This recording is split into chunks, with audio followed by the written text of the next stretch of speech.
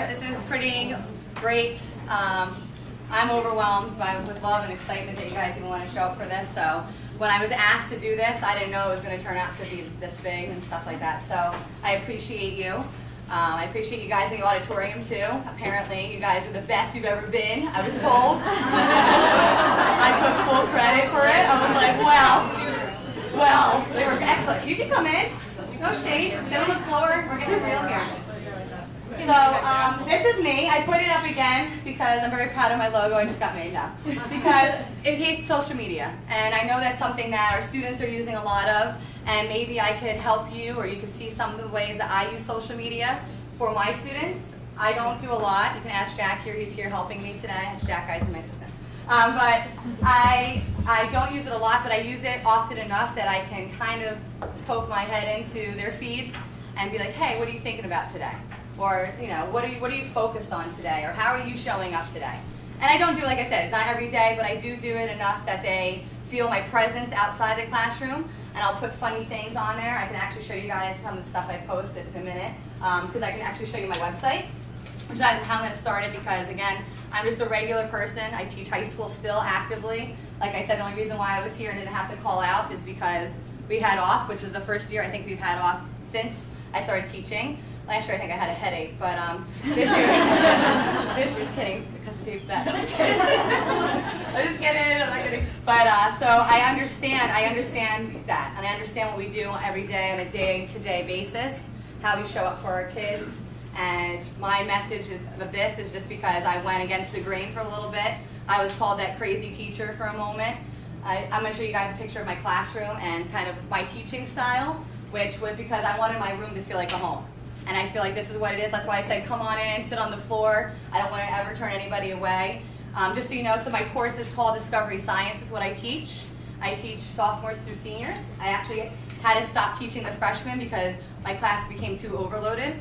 So last year I had 49 students, which is my biggest numbers last year. And then last year I taught with my heart, and I showed up the way I wanted to. And I went from 49 to 126 with a wait list of 180.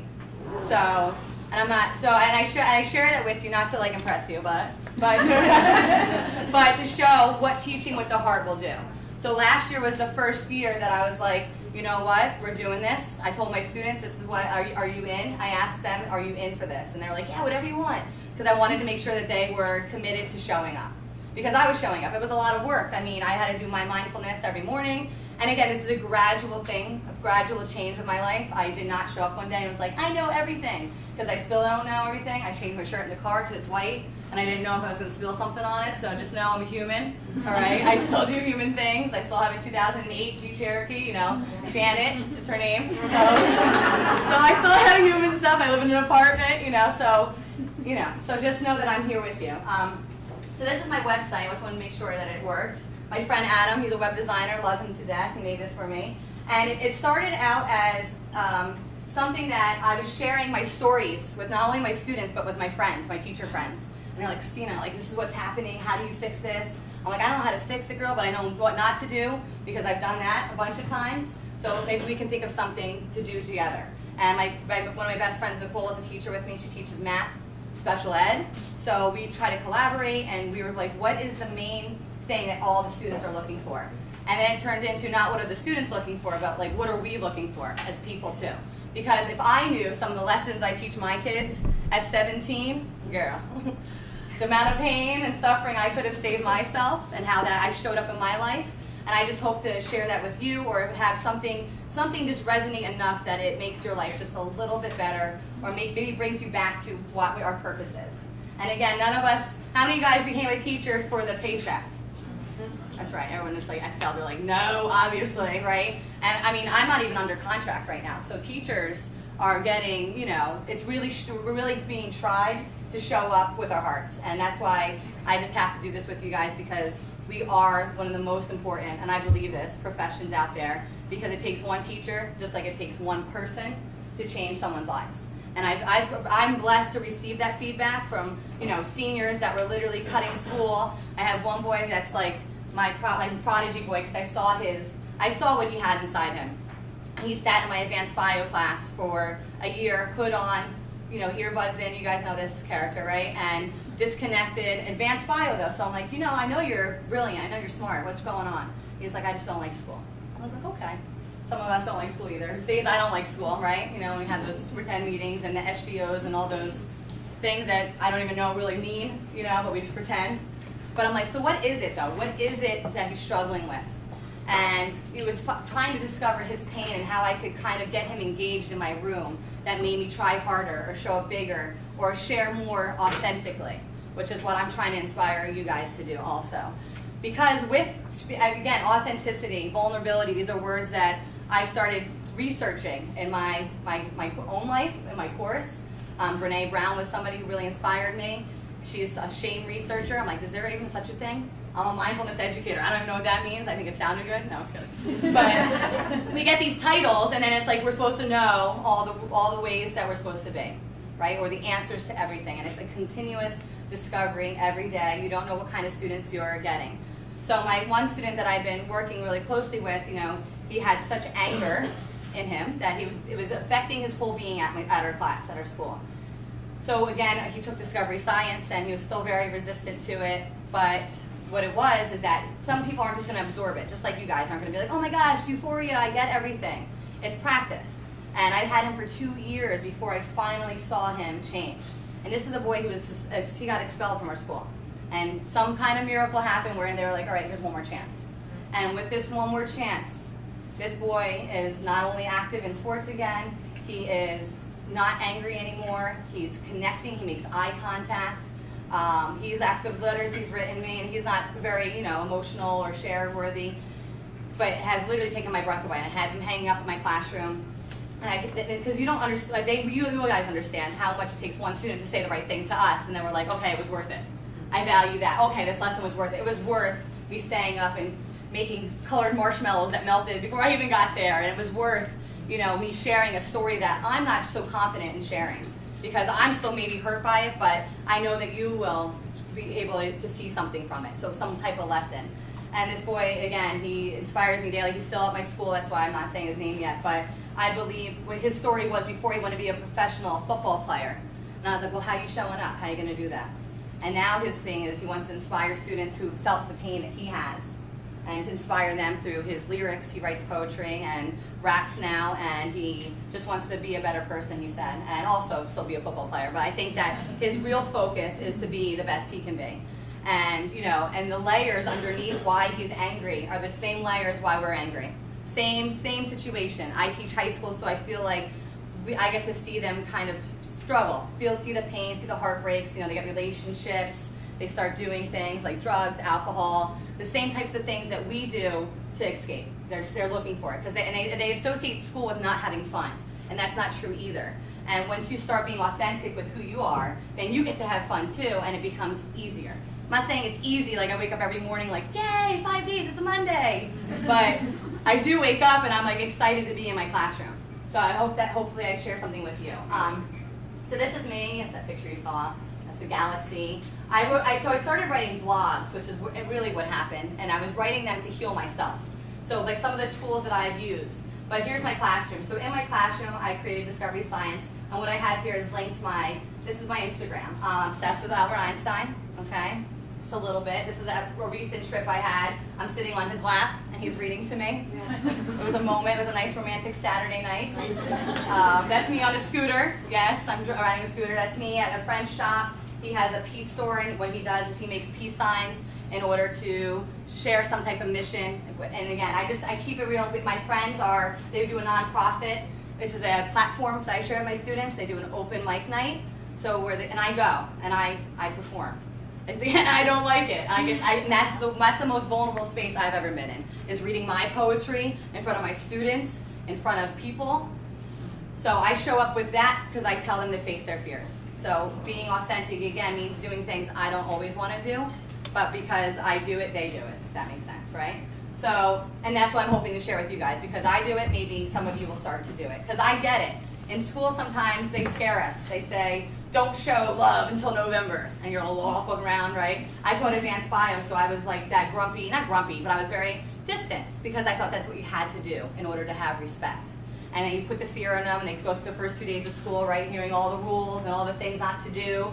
And that's what school is, right? But what happens if we can change it? What happens if it's okay to show up big? What happens if you can be you and deliver whatever type of course you teach, and the students will be even more engaged because they feel your presence? And instead of reading from a curriculum, and I just finished writing this curriculum, which was wonderful to finally get it down on paper, but we get so caught into the rules. We get caught, and I almost consider it a paradox, because I take my students outside, so I'll show you guys that in a second. And so that's just the realm of it. So, and these are all my services that I do. So again, it all started because I just started being real with my class. I just started being authentic with them. Okay, so here we are. So, and this is me teaching with the heart. So I know you saw these pictures, that's why I'm showing them again, because this was an Earth Day festival. It was something so small that began me being silly at school. They call me Mother Earth. I know I look just like her. It's great. But I had this woman come in and she brings snakes into my school.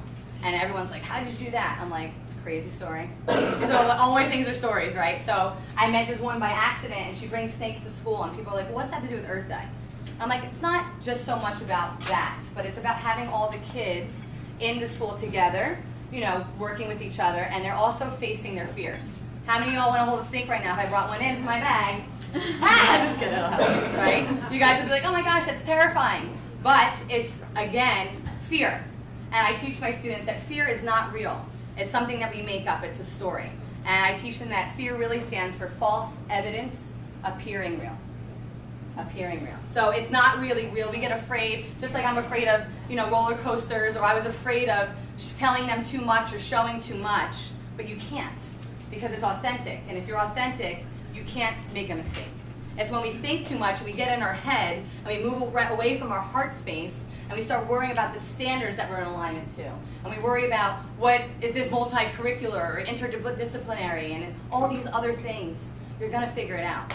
I still don't know what I'm doing most of the time. I'm just like, okay, so what I'm teaching today, I'll figure it out as it unfolds, because when you don't have it planned to the second, you leave space for your intuition, your flow, your gift, your presence, whatever you want to call it, to come through. And you guys do have gifts, or you wouldn't be a teacher, because it's not easy to stay in it. It's not easy to show up like we do. It could be very easy to work from home or go to a job and get paid more money and, you know, have some more security, but you guys do it anyway, so there's a reason for that. So again, teaching with your heart, it just means being yourself. So again, this picture I took as proof for myself that my kids could learn outside, and they would be even more engaged than if they were sitting at a bunch of labs tables. Because it was a beautiful day outside, and it was sunny, and the kids don't get to go outside anymore. I remember when I was in high school, I know it's like 3 years ago, but bear with me. We had like a long lunch. We had a full block lunch, which was 50 minutes. My students at my school now have a half hour. And that's okay, and that's great, and we're blessed to have even that, but they don't go outside. From 7 to 2 every day, they do the same thing, just like we do. Just like we do, we don't go outside. So we're getting disconnected from the very thing that we come from, our essence. Think about how nice it feels when you're on a nice day outside. You're like, oh, it's so nice out, I just wish I was outside. What happens if we can bring them outside? And that's my thing. So I like to bring nature into my classroom. I'm going to show you guys some pictures of my classroom in a minute. But the proof of this was, so I did take scientific, I collected quantitative data, and I collected their test scores, and I proved that they actually were enhanced because they went outside. So you can be creative, okay, guys? That's another thing. Assessments, they don't have to be multiple choice. It could be whiteboards, holding them up, asking a question, and being like, oh, you guys all got it right, cool. And that's okay, because you are assessing what they're doing. It doesn't have to be so formal. We have to take the pressure off ourselves. I used to be that teacher whose paper had to be bordered, font 12, you know, exactly the way it's supposed to be. I taught advanced. I had to show them. I knew how to use Word, okay? Do you think they ever cared? No. Okay. Most of the time, did I ever even get to that worksheet that I spent 3 hours making? No. Because somebody would ask me, and they'd be like, Ms. DeMuro, tell us that time about photosynthesis and how you found it out in Thailand. I don't know. Excuse me, making that up. But I would just tell them a story instead, where they're actually engaged in it, instead of, here's a worksheet to do. Here, go sit by yourself some more, and isolate some more, and listen to music that probably have terrible lyrics in it. Right? So if we can actually start conversation, because the biggest problem that we are experiencing is we don't communicate. Okay? And the biggest communication problem is we do not listen to understand, we listen to reply. So we hear things a lot of times, and I'm guilty of this, in case you didn't hear how fast I talk. I love talking. That's the reason why I got into this, because I thought I could share from my heart and inspire. But a lot of us aren't hearing them. We're not hearing the students. We're not being heard as teachers of really what we need. And by showing up no matter what, how you are, that's how we can change this paradox, because it's not real, again. We can really do whatever we want in our classroom within, certain things. So what can we control as a teacher? Ourselves, 100%. That is pretty much it. We can't control when they're going to do the fire drill or a lockdown drill. And I'm like, you know how much time I've spent in this lesson for an hour, and now we're walking across a muddy field? You can't control that. You can't control a kid being absent. You can't control him not understanding the lab. We can control how we are in our classroom. And I told my students, for day one, they come in my classroom, I put Hall notes for them. They don't even know who that is. And I'm like, show me your move, show me your move. They come in my class, they're like, got that one kid who does this. I'm like, that's all right, Brian will work with that, we got this. We got you. And then you have but they laugh and they think it's silly. Of course, you'll have the students that come in and they'll like, but you have to be excited. So I can't stand there and be like, good move, writing down. No, I have to dance with them. Now, that's my thing, because I like Ellen DeGeneres and she inspired me to dance all the time. But you can do that. Why can't you? And that's another way to change energy, and that changes what their focus. You guys know when you sit too long, you're like, after about 12 minutes, you're like, if you're not engaged. So why can't we do things like that? So again, the information and how you're portraying it to the students, it doesn't matter how you teach it. You can teach it however it feels good for you. And again, if somebody taught me that when I was beginning to teach, it would have saved me a lot of stress, I think. It would have been okay that I just talked to them that day instead of giving the worksheets and things like that. So trying to accommodate multiple styles, that's another, I just showed you the picture, I didn't know, I forgot. But as teachers, you can control this, making our lessons diverse. But guess what? This is not what makes you effective. It isn't. Because you can speak all the scientific terms you want to me. And I can use all types of words. I taught advanced bio, I'd be like, if I can explain this, then they'll really understand it. No, they won't. Because it doesn't matter how you say it to somebody. If they can't visualize it or connect it to it in their own way, it's useless. So that's why, again, but if you're saying it authentically, at least they're paying attention, they're going to engage you because they think you care. They think that you're excited, that you like science. My kids, if you ask them if I like science, 100% they'll be like, yeah, she loves it, it's weird. It's really weird. She's weird. They're like, who's her boyfriend? They'll be like, Albert Einstein. And he's dead, I don't get it, But that's how I get to be silly. Obviously, he's not really my boyfriend, I know that, sadly. But then I talk about how he's so important, though, to science. How important he was to physics and all this stuff about energy, and I'm able to actually prove it scientifically now, instead of just sounding like a hippy-dippy teacher who took too many yoga classes, right? So I use science in order to prove what I believe. Again, there's two loves you have to have. You have to love what you're teaching, guys. So if you're teaching math and you hate numbers, I don't know if that's right, okay? I personally couldn't be a math teacher, so those of you guys do, amazing. But you can turn math and you can use it. Like, have them measure things within the school. You can have them walk around to different classes. You can take them outside. You can take them outside your classroom.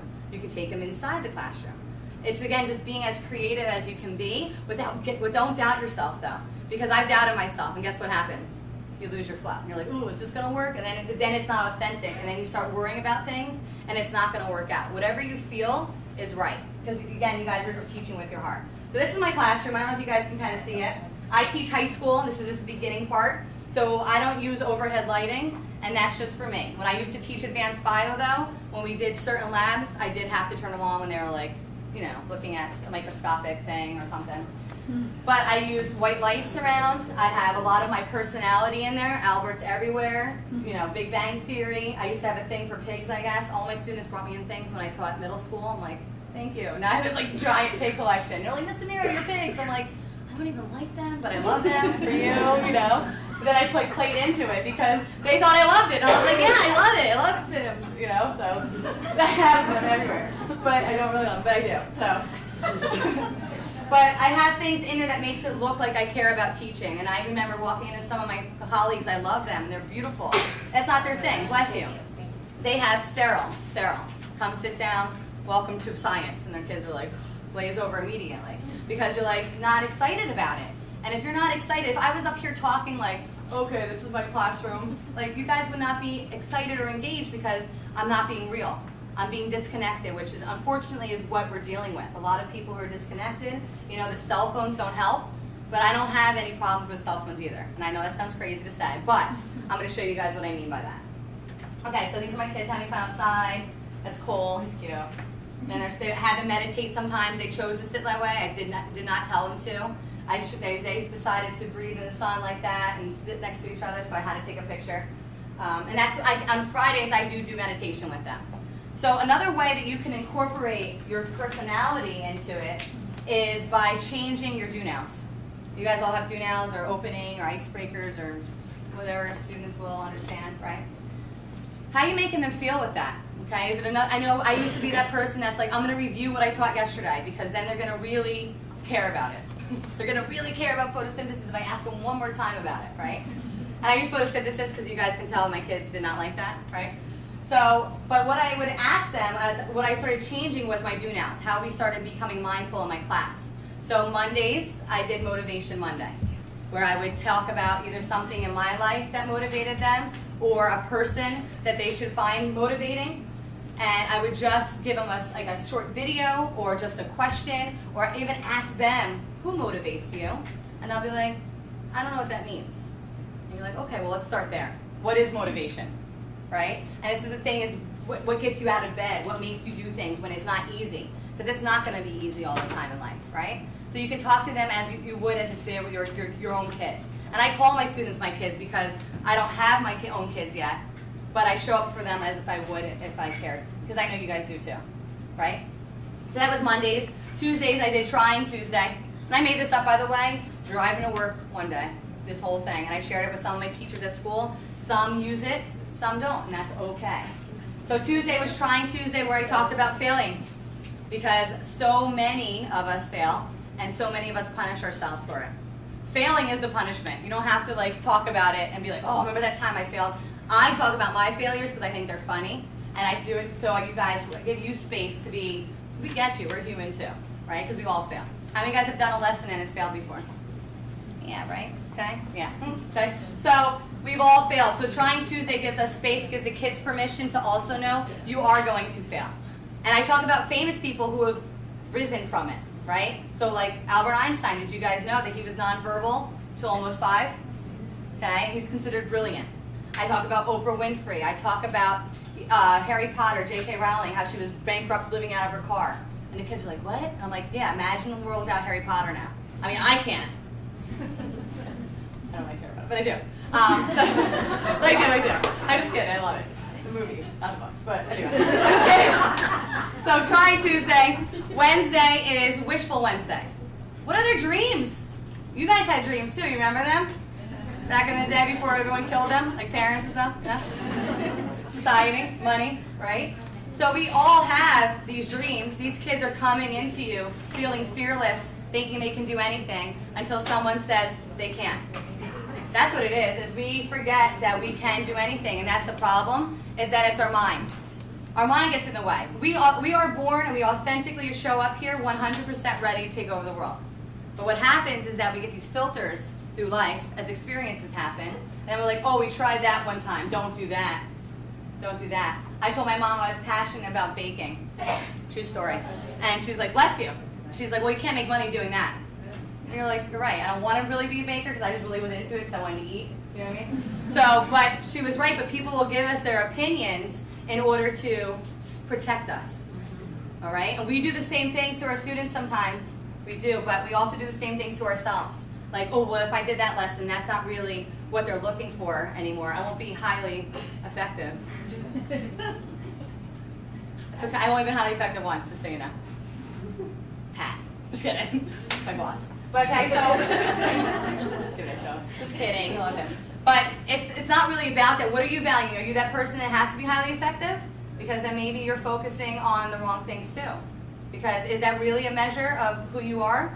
Or is it because that, you know, is it something that piece of paper matters so much to us? And again, this is a paradigm, this is a paradox that we're doing, right? And it's okay if you're not highly effective. It doesn't mean that you're not highly effective in life. And I share that with you guys, not so you don't think I know what I'm teaching. I do, but so you know that I'm human too. It's probably because I talk too fast. I don't think I have it. Okay, so, sorry, Thursday's Thankful Thursday. Because Gratitude, these kids walk in and they're like, ugh, so hard, so hard. My binder's purple and not blue, and I only wanted was blue. Okay, well, you have a binder, don't you? Okay? Or it's so hard, school lunch, it's terrible, it's tacos today again, it was last Tuesday. Right? And this pizza, the sauce is gross.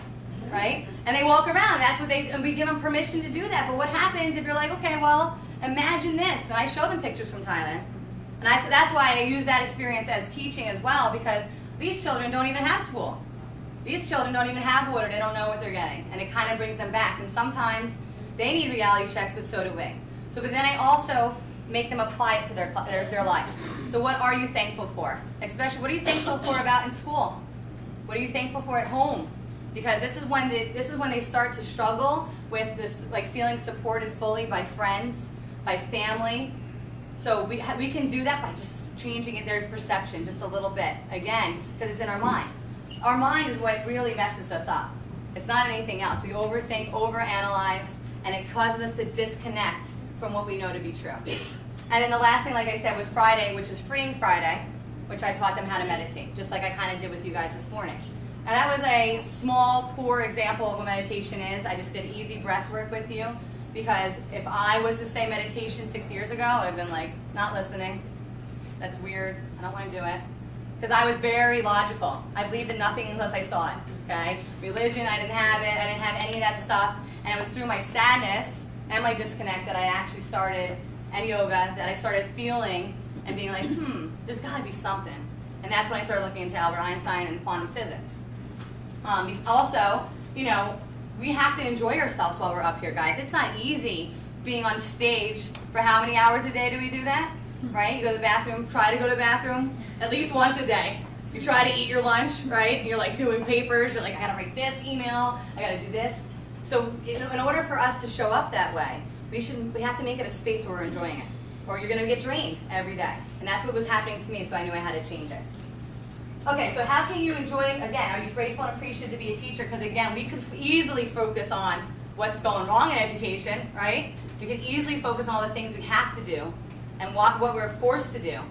But we can also focus on what we get to do and who we get to be for these kids. Because some people will never, ever feel the fulfillment that we get when a kid tells you, thank you, Mr. Mary, you changed my life. Changed your life? That's miracle work there, and that's what I think we're blessed, and that's what we have to get back to this. Okay, so we can either try to control, and this is about my cell phone use, so I'm going to talk about it in a second. We can either try to control with fear, or you use love to inspire. How can we change? Now, I walk around my school just because I'm a social butterfly, and I try to check my teachers out and tell them I love them, and they're doing great. And also because I'm, procrastinating from all the other things I have to do. That's the real story, right? But, and I'm going to link this on a Google Classroom or somewhere for you guys, and that way you can see this if you want to. I have a ton of TED Talks and YouTube videos and things like that, but fear doesn't work. It doesn't. I did it. I taught in Perth Amboy when I first started teaching, and I went to the middle school, 7th grade science, just so you know. I also was in the middle school for a bit. But fear works for so long until it doesn't, okay? And we can be those teachers that are like, put our phones away, no late homework, don't do this, don't do that, don't do this. And what are we putting our focus on? All the things they can't do, right? And we glorify this cell phone, and I'll show you mine because I love it, right? We all love our phones. And I love it now for the right reasons. I can use social media. I can play songs for the kids because I have Spotify. I tell them to follow me on Spotify because that's how I can kind of get into their heads without them knowing. So I make playlists. One's called Discovery Science, and I share it with my students, and it's all songs that I think that they would like that have positive lyrics. Because again, guys, what are you listening to? What are we listening to? Our songs these days, man. Woo! They wonder why girls think the way they do and why the boys think the way that they do, right? It's going right into their subconscious with a beat, and it's changing their neuroplasticity in their mind. Same thing it does to us. It creates false beliefs in our mind, the lyrics to these songs. So if you're listening to them on repeat, look at what the radio does. Look at what TV does. That's what all this stuff, this is what society does. It tries to instill fear. Look at the news. I mean, do we have to really, right? We know what's going on, but it amplifies what we can't control. So what you can control is how you're showing up in your room. And like I said, love, guys, works a little bit easier and it's more fun. So my one rule in there is love and respect everything and everyone. And I tell them, I'm like, I'll ask them, I'm like, can you put your phone away? Because this is how I feel. When I'm teaching, if I was to ignore you, if you asked a question, how do you think you'd feel? And I'd be like, I feel sad. I'm like, that's how I feel sometimes. And he's like, I'm sorry, miss. And I never have to ask that kid to put a phone away again. Now I could yell at the same kid 100 times, put your phone away, put your phone away, put your earbuds. But now I don't have to do that because I tell them how it makes me feel. And that's just being real. And then maybe I don't get really sad, but but if they know you care about them and they're upsetting you, disappointment, woo, that's a whole nother power. Because they can't handle it. They're like, I disappointed Miss DeMuro, oh my gosh. And they'll read me, I'm sorry, I didn't mean to have my phone out. But I know I'll ask for permission. Here's another thing, maybe this will be a good tip for you.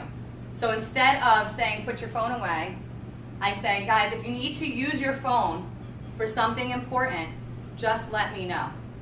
Because I'm taking my power back. My classroom, I need to know what you guys are doing, but I'm giving them permission. Is that a bell? No, it's not. We're good. I got nervous. I'm like trained too. I'm like, oh my gosh, where am I supposed to be? Squirrel. It's just human. I'm like, I don't even know. That's not even my bell at school. Anyway. Sunday night anxiety, you know what I'm talking about? Imagine that yesterday for me. I'm like, oh my gosh, what am I doing tomorrow? I'm going to go to school, teach the teachers? No.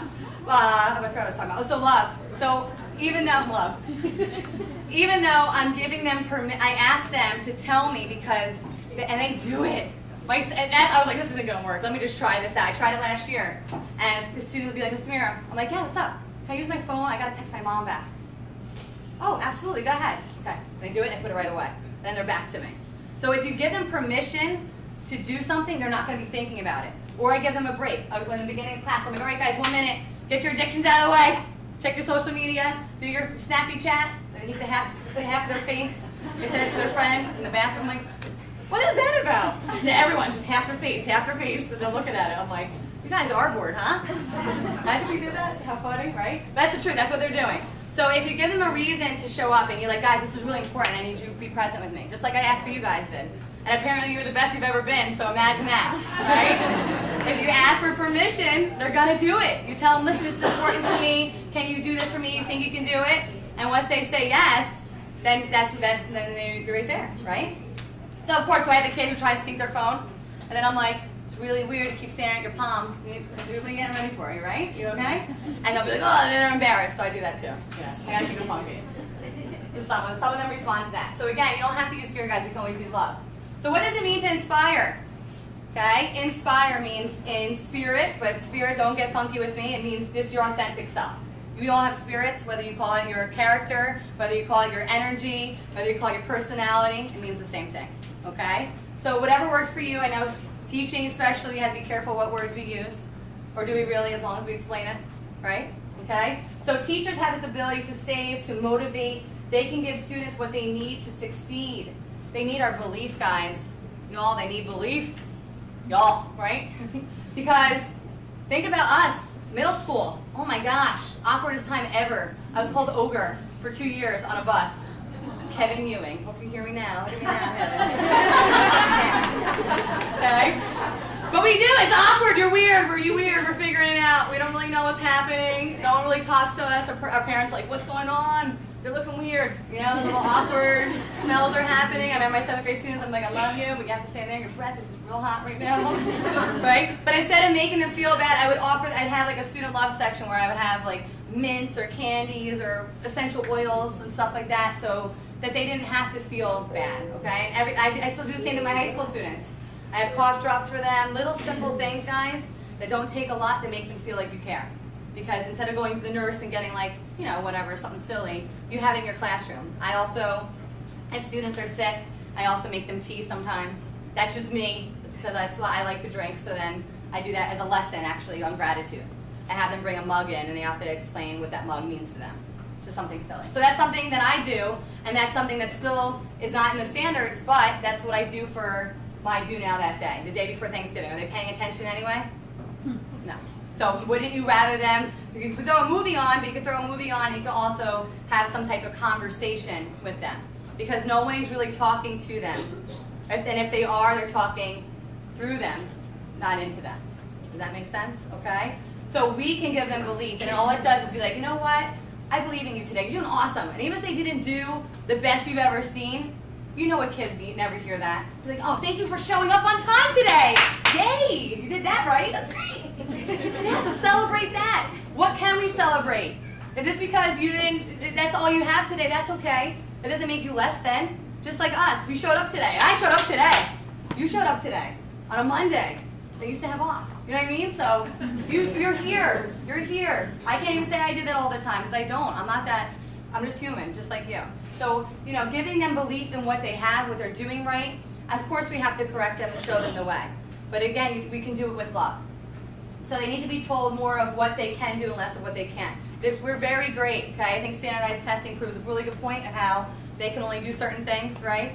Okay, we clump them into categorizes. They're leveled, they're tracked, they care about GPAs. My advanced students, the amount of anxiety they have, okay, and that stems from because they are connecting their worth to grades. That's what it is, though, just like we do. I connect my worth to grades. I get that effective. I'm like, right? Okay? We do the same thing, and that's what's happening. Or money. When we become adults, we connect our worth to money. So if we can speak into them and kind of show them what they can do, even if it's just by changing our do-nows or just changing our presence, the students will shift. I'm telling you. I have the science to prove. I told you guys. Did I tell you my class numbers yet? How they grew? 1 year, okay? So that's because I actually opened my heart. I was teaching kind of like filtered before of what I thought I could do. But because I showed up authentically, I'm like, here's the story, guys. You know, I have to pick up my dog's poop every morning. It's great. And they're like, oh, they laugh and then they know that I'm human. All right, so that's the same thing that you guys can do. All right, so tests are covered. All right, so the tests are covered. So how do we do it and stay inspiring? These are some of my students working. That's not my students, but I stole that picture. Okay, so by me, Google. Thank you, Google Clip Art. They look great though. I thought they looked like they were really engaged, so that's why I put it there. But those really. Okay, so by it, how do we mean we assess the students? Like I said, guys, we know how to make a test. We do. But how do we mix it up and make sure that they're still showing up? So we can create, express, design. You can create a rubric for anything. Trust me, I've tried it, okay? Because I had to show that this course worked with quantitative data, which is a fancy word for showing measurement, right? Qualitative data is how you describe things. So you can also create a rubric with that. All right? So don't get stuck in the ways of teaching the way that we've been teaching for years, since forever, sitting. You know, it's okay for them to change. It's okay to get a little weird with them. And be like, guys, I'm going to get weird. You with me? And I'll be like, yeah, weird time, right? But being weird just means you're different. So what does that really mean? And if you could show up differently, guess what you're giving them permission to do? To show up themselves too. Because we're in a day and age where comparison, and I'm guilty of it because I'm a woman, and I'm still single, okay? So I'm always doing it. I'm like, well, I don't have a husband yet. No, I'm just kidding. But it's because we do that comparative game. We're saying, what's wrong with me? Because if it's not working this way, what's wrong with me here? And that's not the truth. It's just you have to have patience. Things have to develop. And if we give them permission to show up as silly and as wild and, you know, just breathe life into them, your class is going to shift. And the energy, it's going to feel like a home instead of a place that you're trying to escape at 1:55 every day. When are you guys going out? 3 o'clock. Sorry. 4:15. 5 o'clock every day. Sorry. I also wake up really early. Just kidding. So from Forbes magazine, this is a quote. It says, innovation, serious innovation at least, will make you uncomfortable at times. If it does, consider yourself lucky. If you're not feeling a little uncomfortable, you could be missing the point altogether. Change and growth, guys, is not comfortable. It never will be. That's why most people don't do it. Most people get comfortable, they get their, they get married, they have their kids, they do everything they're supposed to do, because that's what we think we're supposed to do, and that kids follow that too. But it's okay to do something different. Everyone's path is different, okay? And innovation, if you're not allowing yourselves to get uncomfortable and be like, guys, we're trying this for the first time. Do you guys want to try something different? I guarantee the kids will be like, yes, let's do it. Let's try it. And they're going to support you. And you can even be honest and be like, listen, guys, I don't know what I'm doing, but I'm going to try for you. And then you can even ask tomorrow for feedback. They'll give you loving feedback. So my other class now for the Discovery Science I teach, my Mentor Mondays, I actually have guest speakers come in. Now, they don't know that I know all the guest speakers. I'm like, hey, friend, you're pretty good. You're doing well in life. You're a college professor. Come on in. Okay? And it's just worked out. I even have in-class people. I have my librarian coming to speak to my students about poetry and art. So it's just something that I've been blessed to be able to have that platform. But my point is that the students love to hear stories. They do. They love to know that you're a person. They love to know that he's not staping. Good luck on your thing. It's gonna be awesome. They're like, he's not staping, guys. He's doing awesome. Thank you for doing that. So they want to hear stories, and when they hear different people's perspectives, they can see that the lessons are the same, just in different colors. What really matters is the same throughout everything. So when my students, when they had the guest speakers come in, the guest speakers, I know some of them. I had a student recently come in that I had 5 years ago, and she told my students that she had a career change. She also opened up about her sexual preference and coming out during school, and the students were enamored by her because of her truth. They were enamored because she was being vulnerable and authentic in front of them, and they wanted more. And all my guest speakers, I ask my students, I'm like, guys, any question, we do it anonymously, they can write, and the question these kids were asking, it blew my belief away. They have it, guys. They know how to be inside. If you give them permission, they won't disappoint you. So just try to have a little courage that they're going to show you compassion even when you mess up, because they love you. The students love you. It's 100%. I've never felt more supported. When I did a TED Talk last year, I had more students there supporting me, dressed up. I told them they had to dress up in their suits. They brought me flowers. I'm going to get emotional. But they showed up because I showed up for them every day, and they knew it. They knew it. They felt my heart. I was like, I tell my kids every day, I love you. You can do anything. Don't let anyone tell you differently. You got this. You got this. And they feel that, and it's better. They feel that. Sorry, front row. Hey, being a human. They feel that authenticity. They feel the love, just like you would if someone was breathing into you. Just like if I told you more stories, I'm sure we could all cry together because we have that heart connection. This is what makes us teachers, because a lot of people aren't brave enough to be like, "Whoo, here it is," and show it. I love you. My girl over here in the corner. Okay, so students aren't scoring high test grades, and when can we measure? Where are they measuring high? Students are afraid of fear, just like we are. If you tell them something scary, they're like, "Ooh, that's scary. Ooh, stay over here. It's safe." Right? Over here it's safe. It's not really about that. That's that paradox again, guys, because fear is not real. And once they face it, whether it's about public speaking, I make all my kids stand up and in the beginning, team building, love each other, high five, these things you can do, because then it creates a unit in your room. And it gives them that family space. So it could be as simple as the dance moves coming in, and then I have them stand in a circle, and then we have to memorize each other's move, and they say each other's name. That's simple. That's simple. That's not science, but it changes their energy. But it's simple. Whatever feels good to you, you guys can do. So again, this is about a woman who pretty much says that you can support, if you support your kids and they know that they love you, they will do anything for you. They will. They'll show up any way you ask them to in the classroom. So again, we should be measuring them based on their passions and based on everything else. So yeah, it will go wrong, and that's okay, because failure is really not an option. The more times you fail, that's how you learn what not to do. And I think I'm going to end on this one. Okay. The scientific method, guys, is cyclical. I know it sounds really sciencey. I'm proud of myself in that sentence. What that means is we literally do science all the time. If I said your phone, if you tried to turn your phone on and it wasn't working, what would you do? Try to turn it off, turn it on again. Look at your charger. Like, is this on? That's a scientific method. We literally are looking to fix things all the time. So if we can fix it and use it for things that are really filling us up or our kids up, let's do it. There's nothing, and I promise you, your district, for even having me here and creating a day for mindfulness for you, they're giving you permission. They're not going to go up to you each individually, but they're saying, guys, try something different. It's okay. We support you. And I spoke to them, and they said that. I just made it up. They said that. They said that. They're like, lesson plan's optional this week. No, I'm just kidding. And again, having great rapport, guys, this is where it changes. So if you're a teacher that the kids know, that loves, they will show up. The tough ones, if you show your heart, they'll always remind you. And again, I put this little thing in here. I don't know if you guys saw this back in the day. The kid was always wrong, and now it's the teacher's always wrong, right? What are we not doing enough of? And that's something because, the people who are in the classroom, that we see something different than people who make our rules, right? So if we can take it upon ourselves to show up our best way and then share it with the kids. That's how we really make impact. Because these kids are going to grow up and they're going to become our new legislation. They're going to become our new presidents. They're going to become the new people that retire me to my private island so I can drink my wine at 60. No, it's good, right? They are going to be, they are the trailblazers. We are creating our leaders in our classrooms. And we are inspiring them or we're destroying them. Whichever one you pick is up to you. And I know you guys want to inspire, right? So again, be brave with yourself.